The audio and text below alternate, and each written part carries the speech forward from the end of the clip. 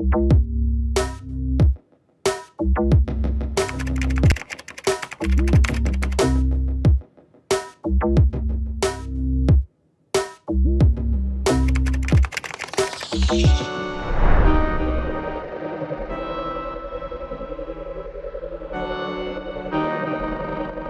flying saucer hovers over my hometown. It's a glimpse into a possible future. What architects in the 50s thought what the 2000s might look like. It sits on a pedestal, anchored by a three-pronged, 35-foot deep foundation, and reaches the length of 2 football fields above the city's skyline.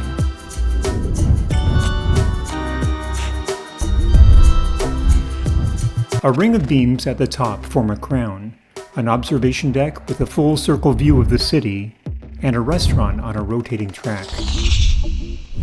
From groundbreaking to grand opening, it took a single orbit around the Sun for the Space Needle to overshadow Mount Rainier as a symbol of the Pacific Northwest and become a beacon for the Seattle World's Fair.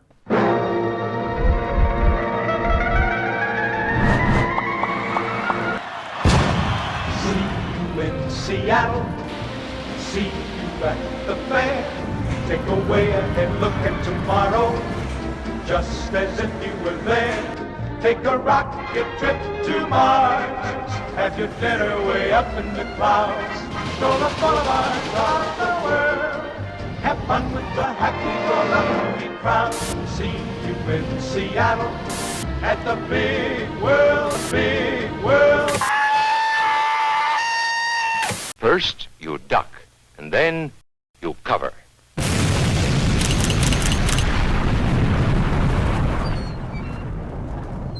For all of its crowd-pleasing carnival attraction, the fair did loom under the cover of the Cold War. It opened 2 months after John Glenn became the first American to orbit the planet, and closed in the middle of the Cuban Missile Crisis. JFK was scheduled to be there for the end in October of '62. But he was busy averting World War III. The initial idea for the fair was a 50th anniversary celebration of the 1909 Alaska-Yukon Pacific Expo. But when Sputnik orbited the Earth in '57 and the Soviets were gearing up to put the first human into orbit, the plan shifted from lumberjacks to astronauts in a pivot to the future. Yuri Gagarin launched at the same time Space Needle construction began. If the Needle was the thruster that got the World's Fair off the launch pad, the Bubbleator was the booster that sent it into orbit. This metal and plexiglass sphere carried 100 passengers at a time to the top of the new Washington State Coliseum, into an exhibit called The Threshold and the Threat, a mix of space-age optimism and mutually assured destruction that was projected onto a matrix of 3,600 aluminum cubes. Also on display, John Glenn and his space capsule Friendship 7, a pair of simulated space missions, some really big globes, cars that looked like jets, and telephones that had buttons instead of dials. I beat ya.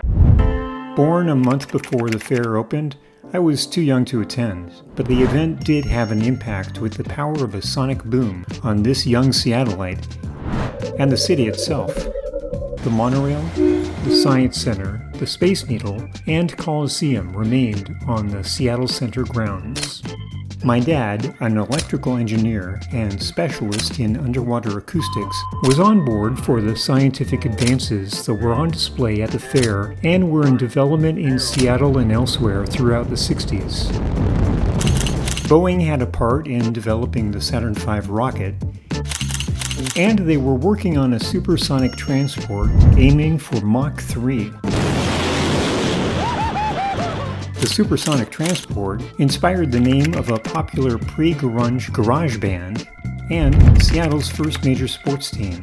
Inspired by advances in transportation, Dad had an idea about spinning discs and conveyor belts. And in 1970, when I was 8, he sat me down in the living room of our suburban split level to tell me about it. People moving conveyor belts had been in the conversation for 70 years, An exposition in Paris at the turn of the century had one that had tiered speeds. And since 1958, conveyor belts had been popping up at airports and Disneyland. These vehicles never stop moving, even while passengers board and disembark from a rotating platform.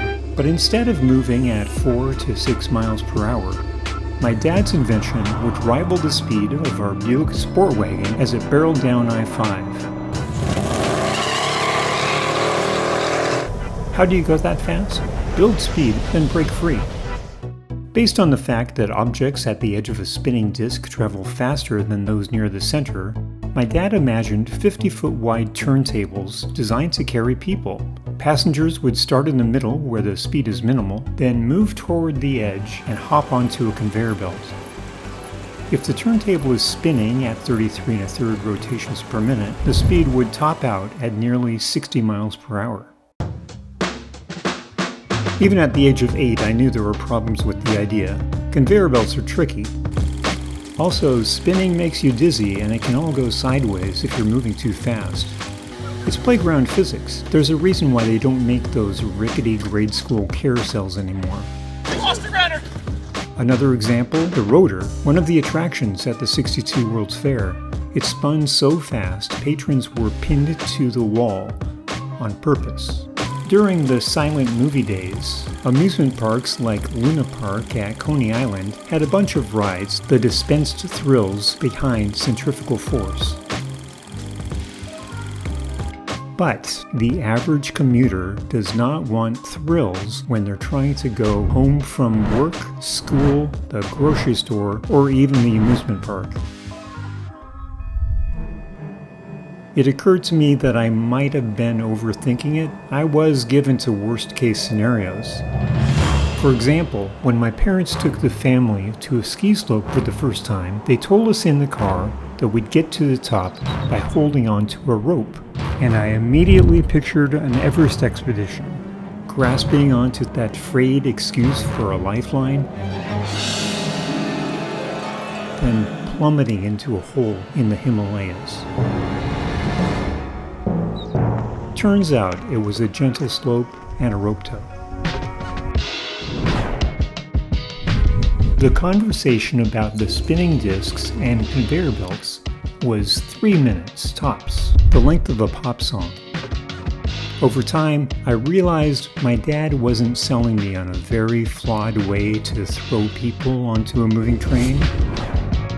He was using an extreme and impractical example so that I could look through the prism of possibility, think of ideas without wondering, at first anyway, if they would even work. Just like the World's Fair, no one expected the skyline to be dotted with Space Needles in the 21st century. But we have that one flying saucer on a pedestal, and I have a lasting memory of my dad dreaming big and going far.